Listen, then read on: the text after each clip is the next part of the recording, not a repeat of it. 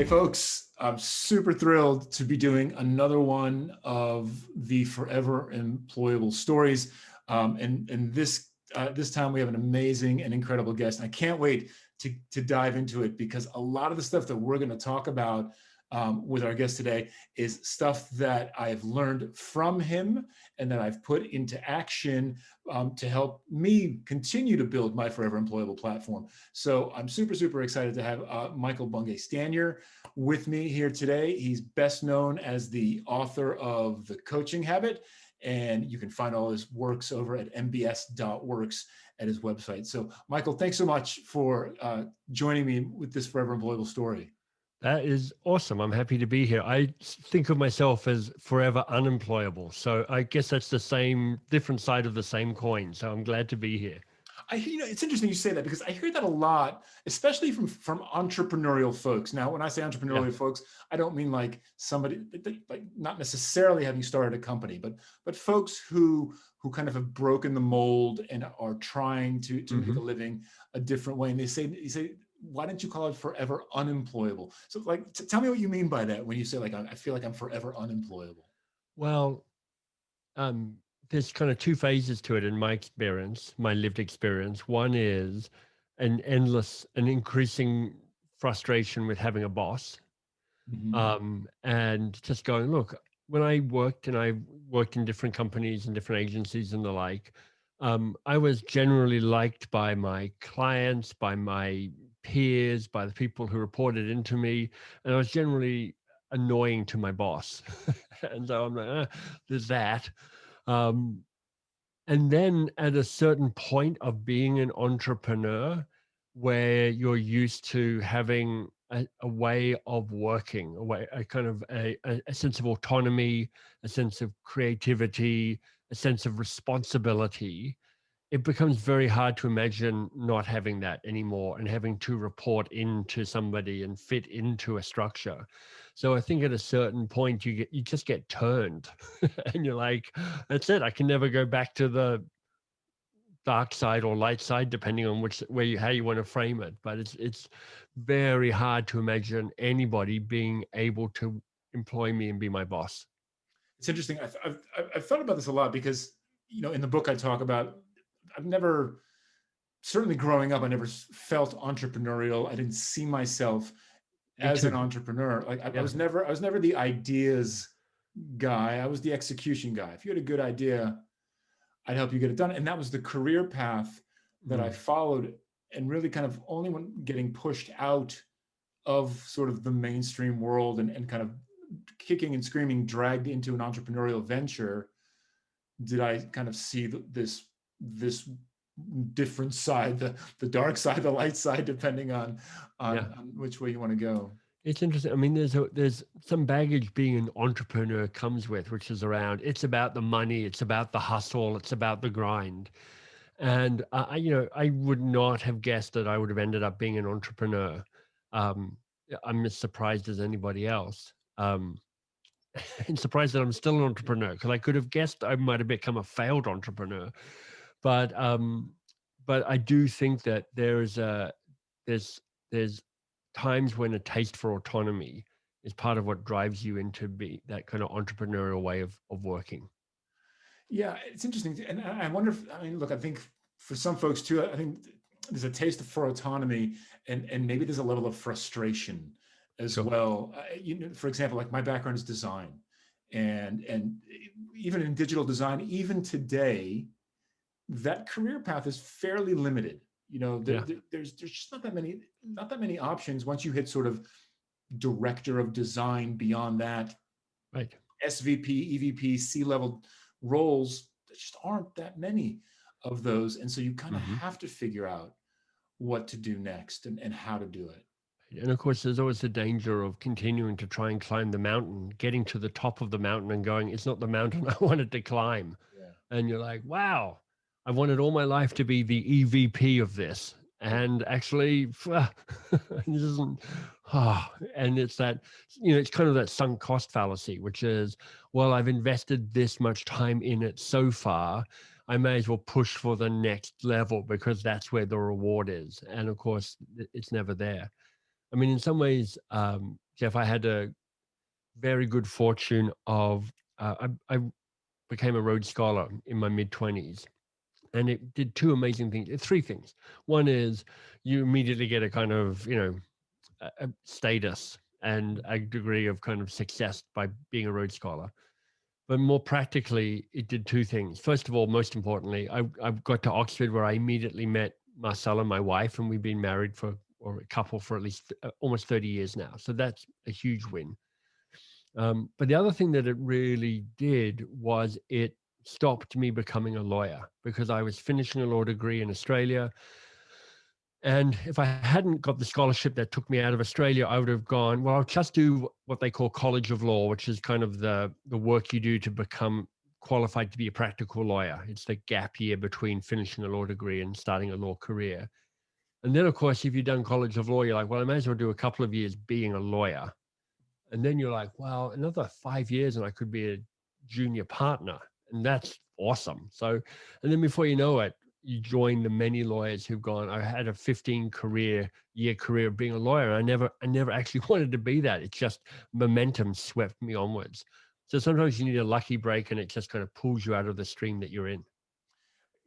And look, I'm going to double down on what you said about the sunk cost fallacy, because it permeates everything. It permeates not just it's easily applied in the work that we do when it comes to the projects. Well, we've come this far. We've done 6 months in this direction, and yes, all signs point that this is going to be a disaster, but we'll put in 6 months, so we got to get it done.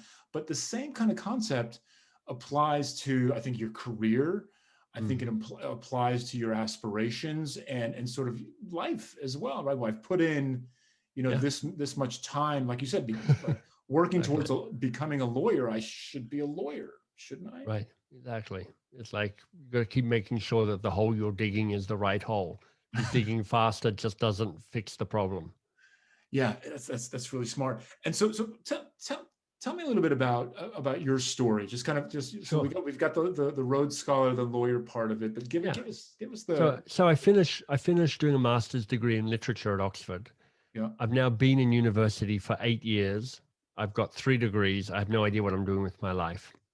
I stumble into this job, which has nothing to do with any of the degrees I have, in the world of innovation and creativity. So I spent 5 or 6 years in a startup who are doing new product development.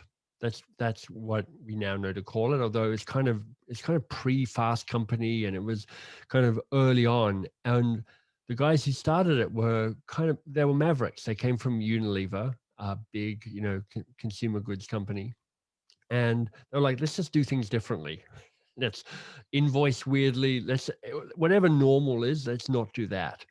And that was very liberating as a first job for me, because, at the time I had long hair and earrings and I made my own clothes, and they're like, cool, you're weird. We like it. You're smart and weird. It's a nice mix. Come on down. And, but at a certain point I went, I don't love spending my life inventing the next range of soup for Heinz. It's just not the impact I want to have in this world. Yeah. So I left, and I was also curious to know why all the ideas we had would tend to go back to the bigger company we were working for, and they would just die. Innovation struggles within corporate settings because corporations are bastions of homeostasis, keep things as they are. Doesn't matter what anybody says. Stability is the point of a big organization. Yep. So I moved into the world of organizational development and organizational change. How do you make change happen in organizations? And that took me from working in London to being part of a startup office in Boston, which honestly just was miserable for 2, maybe 3 years. We struggled.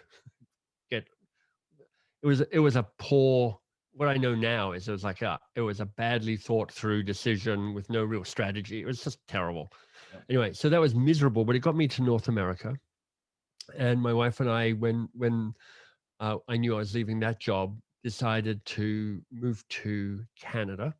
So I lined up another consulting job, but my flight out of Boston was on 9/11. So all sorts of, mess and chaos and confusion around that. But it also meant that when I finally got to Canada, the job I had lined up had vanished, which was a lucky break because after 6 months in a kind of transitioning job, I started the company that would become known as Box of Crayons. And when I started it, I was just doing the desperate entrepreneur thing, which is like my business model is to find somebody with a wallet and a pulse and say yes to whatever they're asking for. Right. Right. But over time, that company found its focus, and it was to help teach practical coaching skills. You know, the language they have now is helping organizations move from advice driven to curiosity led. Mhm. But for a long time, our hook was we teach 10-minute coaching to busy managers. And I kind of ran that for 15, 17 years. About a year and a half ago, stepped away from being CEO of that and set up a new company called MBS.works, which you kindly referenced at the start. And that, if Box of Crayons has a, you know, what they say, a B2B focus, Mhm. um, MBS.works has a B2C focus. It's helping individuals become a force for change, helping them not only evolve and grow themselves, but make the world a better place at the same time. Got it. And along the way, you've written some books Hmm. along the way, and you've kind of become you've developed this entrepreneurial um, platform for yourself, and you're sharing your information. Why? And so give me so you inadvertently you find yourself um, with this lucky break of Hmm. starting your company shortly after 9/11. Yeah. Um, but then you start to kind of spread beyond that. You start to write books and to share your learnings and to share your advice. Right. Why do that in the first place? It's a lot of work. It is. And it's like, it's mostly a miserable experience writing a book. Yeah. You have to kind of know why you're doing it. Yep. You got to have a purpose to it. Yeah. Sometimes that purpose is I see how it fits with my business model. Yeah. Like the coaching habit book, which is the one that's really kind of taken off. It's closing in on about 1 million copies sold now, which is, you know, ridiculous. Yes. Um, Amazing. but Congratulations. but actually, I didn't need it to sell them. That's just a bonus. That's just a miracle. I knew that with the coaching habit, if I could sell 1,000 copies to the 1,000 right people, it would generate money for my company, Mm. and it has. You know, I can point to at least $10 million in revenue that that book has specifically generated for Box of Crayons. Somebody's picked up the book and gone, I read your book. Do you do training around this? And we're like, yes, we do. And you know, there's at least 5 clients which are worth more than $1 million in revenue for us, um, directly correlated to that book. Yeah. But the very first book I wrote, called Get Unstuck and Get Going, um, it was not so much about fitting into a business model, although I was like, this kind of reflects what I'm teaching at the moment and who I'm talking to. But I got left a bit of money from my grandfather, $20,000, when my grandfather died. And I was like, what do I do with this? And I had this idea of a book that I'd been kind of in and out of for about 5 years. And what we decided, my wife was kind enough to say, look, spend the money on the book. So I self-published this book. It was complicated. It was like a kid's flip book, you know, it's like a, you know, you have a soccer player's head and a ballerina's body and a scuba diver's legs, and you can kind of mix and match that. Yep. Well, it brought a process for generating ideas and provocations using that as a kind of basic technology. It was in like 2005 or something that I did this. It it was kind of just before self-publishing became a real thing, and it involved us having to set up, do it, get it made in China, and blah, blah, blah. It was a complicated thing. Yeah. But this was more of a I want to follow through on a project. I want to have a book written. I want to get this out in the world. And I think it's a good idea. Yeah. And so so originally, so the first 2 books I wrote, Get Unstuck and Get Going, Do More Great Work, I could see them as being articulations and encapsulations of intellectual property and ideas that I had, because here was a seminal moment for me. this is really essential to understanding the success I've had in growing a platform. Yeah. There's a guy here in Toronto runs something called Strategic Coach. His name is temporarily out of my head, but I went and saw a talk he gave, and he said, look, there are 3 phases you go through as an entrepreneur. And he's talking about somebody who is a dentist. He says, phase 1, you say, I'm a dentist. In other words, you collapse your identity into the job role. Um, phase 2, you say, I'm an entrepreneur who does dentistry. Mhm. So now you understand that it's not about how good a dentist I am. It's about how good an entrepreneur am I? How do I market? How do I sell? How do I set up systems? How do I be efficient? How do I be ambitious? How do I sell beyond myself? The third role is I create intellectual property around dentistry. Yeah. And and what this guy was saying is like, this is how you scale. This is how you create impact, is you start thinking about IP. So the very first piece of IP I created uh, was called the 8 Irresistible Principles of Fun. I was giving a talk at my local coach chapter, and I was like, okay, I'm going to try out this IP thing. So I created an idea, I created a model and built out some language around it, and then turned it into a little video, which actually kind of slightly pre-YouTube, but it kind of had over 1 million views. Before I knew what I was doing, like if I was now, I would have like captured names and moved people to an email list and done all that. So I did none of that. Yeah. But that understanding that creating intellectual property allows you to scale was a very powerful moment for me. And then you get to a point, Jeff, where you're like, okay, now you've got to create good intellectual property. Because of course, now everybody knows that you want to create content Yeah. to get known. So everything's full of, I mean, the noise is enormous and signal is hard to find. Yeah. So now it gets into some of the stuff that you talk about, which is like, what are you creating and how are you getting it out there into the world? And how does it stand out from the crowd? How do you get noticed? And that's hard. Yeah, for sure. And it does feel like everything's been said and everything's been out there. And there's a That lot of doesn't matter challenges. though. I'm going to interrupt. That doesn't matter. You know, before you hit record, we were talking about stuff and I'm like, old wine in new bottles. Yeah. Cause I'm like my best-selling book, The Coaching Habits, like questions are good. I'm not the first person to figure that out. Yeah. You know, like let's start with Socrates and then go back another 5,000. I mean, but the way I talk about it and the way I present it is interesting and different and curated in a certain way. So you So what can't is use it? you can't use the excuse of it's been done and said before, because it's like, yeah, of course it has. Everything's been done and said before, Yeah. and it can be resaid. And I think that's people lose that. I remember a few years ago, I was at a design conference in Amsterdam, and I was speaking to, there was 1,000 designers there. And I was speaking to some of the organizers, and I was just saying, how's it going? How do you feel about the event?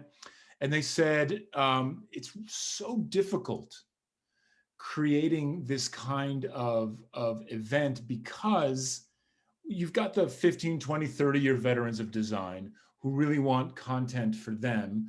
And then you've got all these folks who are just coming into the practice and they're looking for that entry level 101 level content. And it's one of the things that I think people forget is that there is always a market for entry level content. There's Right. always a market for 101 level content. And so my question back to you then is, what is what is the new bottle, right? So the new bottle that you've had success, if it's old wine in a new bottle, Mm. right? What are the characteristics, if we're going to take this metaphor forward, Yeah. are the characteristics of that new bottle that helped you stand out? Well, it starts with a commitment to try and find my own articulation of the thing. Like years ago, I came up with the acronym TABOO.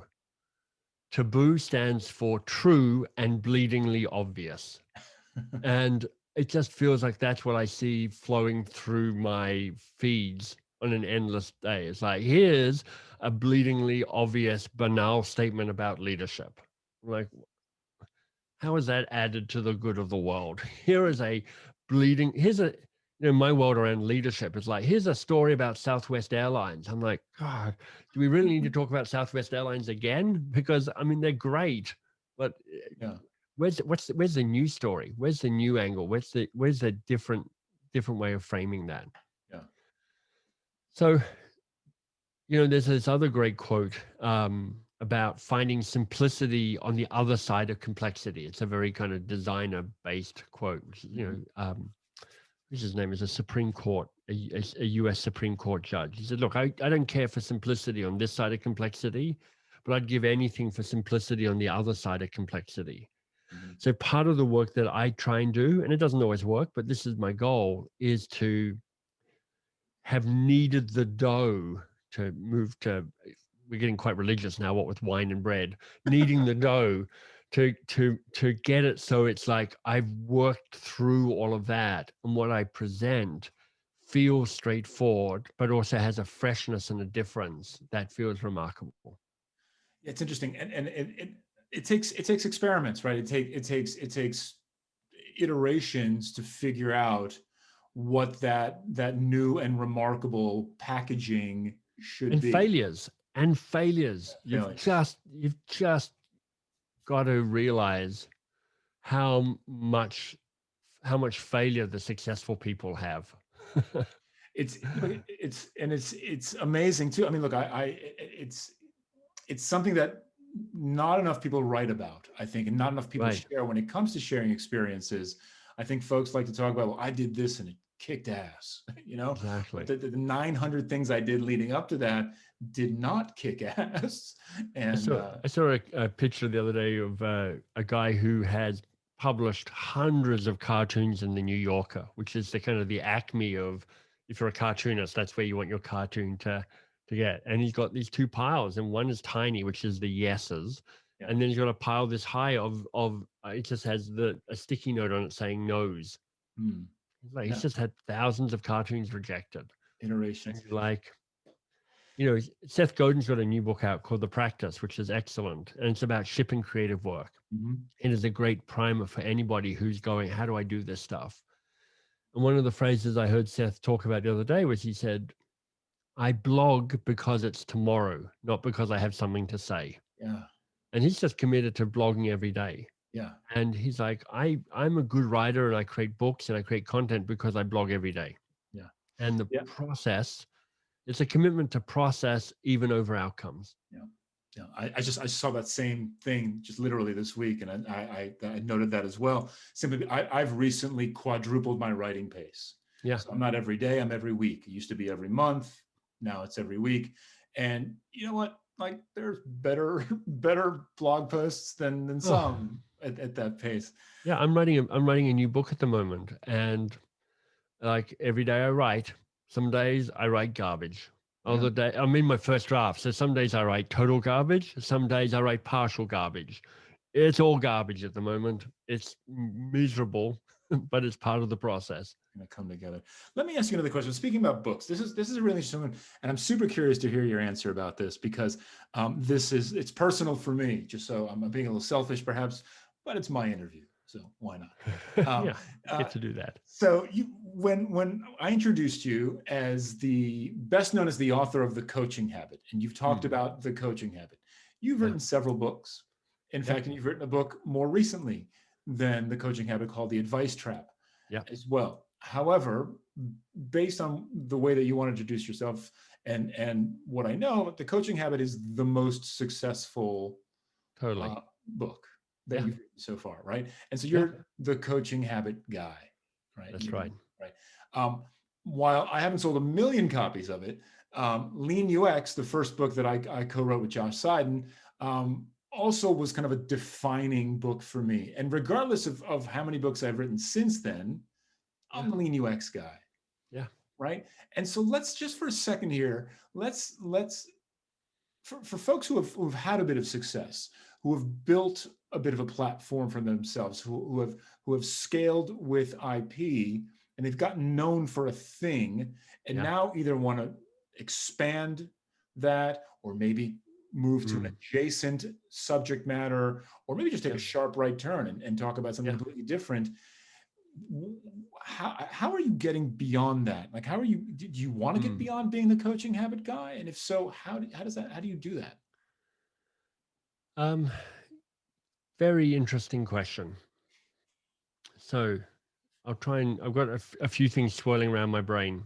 So Jeff, interrupt me if I've started to monologue and it's starting to get boring. Okay. The first is a question to go, are you trying to double down on the success you've had? And there's a lot of good reasons to do that. You know, it's like, this is what you're known for. Just keep pushing money onto that process and investing in building that reputation. But at a certain point, you might say, look, I'm tired of this. I'm looking at Marie Forleo's book there, and Marie Forleo, she's like, I do my Marie Forleo MBA, and I do it every year, and she makes millions of dollars on it, and she just keeps doing it. And I think she'll be fine to milk that cow for a long time for various reasons. One of which being me moving out of Box of Crayons and a new CEO coming on board and her wanting to de-risk the company.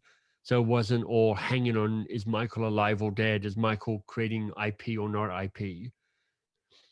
She's like, Box of Crayons is going to own the IP around coaching and curiosity, because that's the business model. And I own that company. So I want Box of Crayons to succeed. Yeah. So there was a kind of strategic decision to have me opt out of that.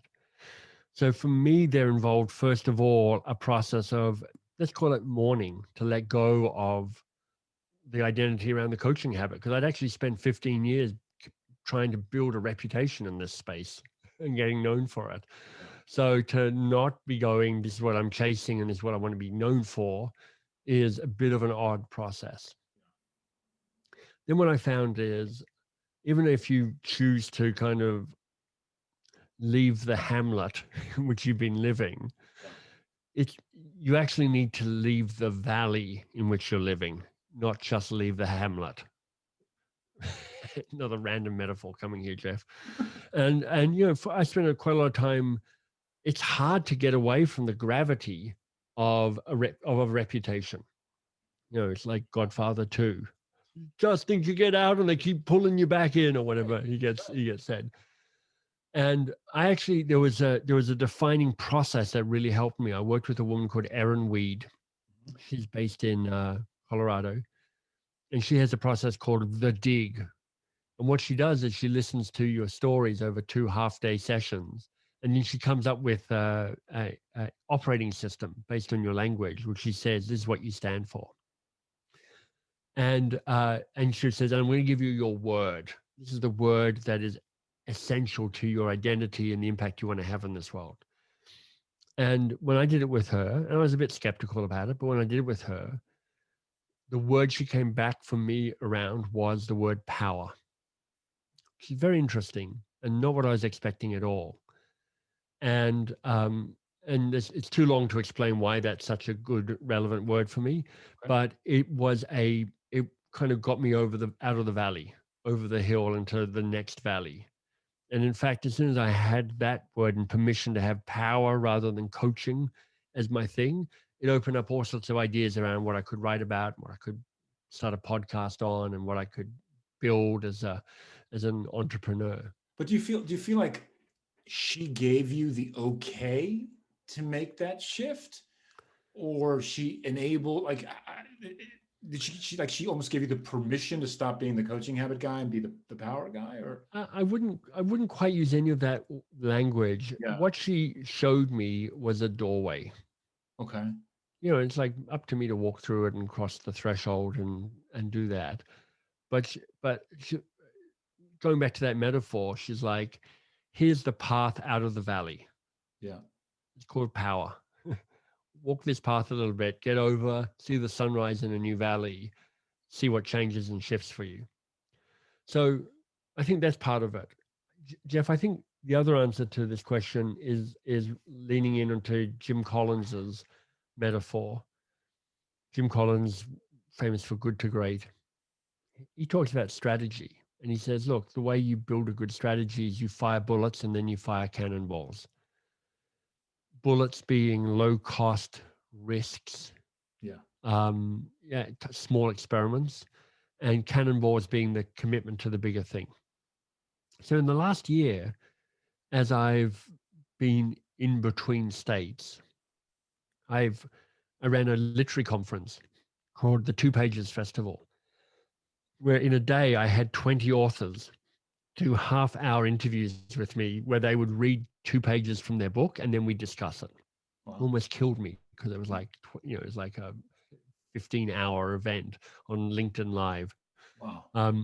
I ran it for 4 months. I did something called Cocktails and Questions, where I'd invite a small group of people from my kind of extended network, and I would host a 1-hour conversation where we would sit with a hard, vulnerable question, and people would share and connect and build a network.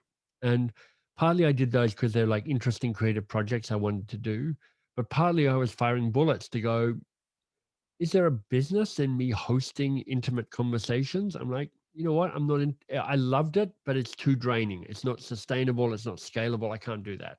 Yeah. Is there something around doing a 2 pages podcast? Maybe could do something like that. How does it fit with the impact I'm looking to have in the world? How does it fit with this idea of power and unlocking power and challenging and upturning people's assumptions around power? That doesn't quite fit there either. So part of it is you can't think your way through this. You have to run small experiments to see what feels interesting. Yeah. Yeah. And look, and that's been, look, that's the philosophy that I bring from the product world. It's Forever Employable talks about, well, running experiments, right? How do you know Totally. which direction to head into? Well, you don't. You've got some ideas, right? Yeah. It's like Runs. IDEO, right? IDEO is like fail faster to succeed faster. Yeah. And it's like that kind of core design process, which is like do rapid iterations and you'll get somewhere interesting faster. I've got one more question for you, and then we'll wrap this up. And this was a bit more tactical, but I want to get your perspective on this because I feel like there's one of the things I talk about in the book is about giving everything away. Give it all away for Mhm. free. The more you can give back, the more that comes back to you. And it was unintuitive for me to learn. It was difficult for me to come to grips with. And I think for a lot of folks, the idea of sharing their experience and Mm. sharing their challenges and how they overcame those challenges is, well, it's vulnerable, certainly to some extent, but more so they may see it as a what's my competitive advantage? I know how to do this now. Yeah. And if you don't, I can beat you to it. The example that comes to mind immediately is I read an article that you wrote where you were very specific and tactical about all of the things that you did to promote the coaching habit, Yeah. and explicitly the part that I recall most clearly is the part about how to get reviews Yeah. for the book itself. And not only were you very specific, we did here are the 10 steps, the 10 things that we did, and here are the templates, go get the templates, download those things, and I went and I did all of that. Literally, I followed the recipe. I grabbed your templates, we edited them to fit this content, we shipped them out. And it worked, and we're getting reviews, right, for Forever Employable, and it's Bravo. amazing, Yeah. and I'm super grateful for you for that. But the thing that, so my question, kind of coming around to a question, is how do you reconcile giving all of that away when in many ways that was your competitive advantage? That's what made the coaching habit rise above the noise, in theory. Yeah. Well, I don't buy into the theory of giving everything away. I buy into the Adam Grant framework of give and take, Yeah. which is like there's two ways of giving in this world. One is giving in a way that is fully generous, but also uh, it nourishes you. And there's another way of giving away, which is that depletes you. And in Grant's book, Give and Take, he talks to me. He says, "Look, the people who give in that poor way, in that depleting way, they come last at everything, because all they do is be a victim to their circumstances, and they get exploited." But the people who tend to come to the top of the list are the people who give with a mindfulness around why they give, not with a direct expectation, not with a kind of, well, I'll scratch your back and I expect something back immediately. And that article is a really good example. Like I wrote it 3 or 4 years ago now. I know thousands and thousands of people have read it and found it useful because people tell me. Mm. Sometime in the next week or two, I think, and this may not come off, but I think this will happen, which is a guy is writing a blog, a long blog post on the state of publishing at the moment, which will get published on Tim Ferriss's blog. You know, Tim Ferriss, big name, huge readership. And my book, The Coaching Habit, will be one of the case examples in that. And he knows about my book because I wrote that long article. Yeah. But I wrote that article as a gift to the world to going, look, book marketing is hard. Nobody tells you what to do. It's a grind. Not all books deserve to flourish, but if you've got a book that is great and you really want to get it out in the world, I'd like to know what the really great books are, and it helps if you know how to market it a little bit. So there's nothing at risk for me to share that. But what's really helpful is to understand what your business model is. How do you make money? And how do you protect how you make money? So with MBS.works, this is this new enterprise of mine, relatively new. Yeah. The way we will make money is by helping people make progress on work that matters to them. It's like, here's how you get going, make momentum, make a difference in the way that you show up in the world. I'm going to ask you to pay for the progress that I help you make. That's going to be my business model. What that means is my teaching is free, but my teaching invites you to become part of my community. And when you're part of my community, you're invited to become part of a membership site, which allows you to make progress on what works. So I understand what I'm giving away, and I understand what I'm not giving away. And that just creates a degree of freedom. Yeah. So look, I love that, right? I love the fact that there's a very explicit and deliberate thinking, right, plan behind, look, I'm going to give this away, right, which is going to drive back some kind of activity that ends up generating income for me, which is really specific. But to your point, almost everything that you give away, A, somebody else has thought of it already. B, they're probably giving it away for free. C, they probably can't implement. So if they find it and they love it, they may well call you up and go, hey, how do I do this? Yeah. Yep. Amazing. Michael, thank you. This has been delightful. It's been informative. It's been fun and tremendously valuable. So I appreciate you generously giving away your time. And I think the folks listening will learn a ton from it. So I really appreciate it. Thanks so much for sharing your Forever Employable story with us. My pleasure. Thanks for having me, Jeff.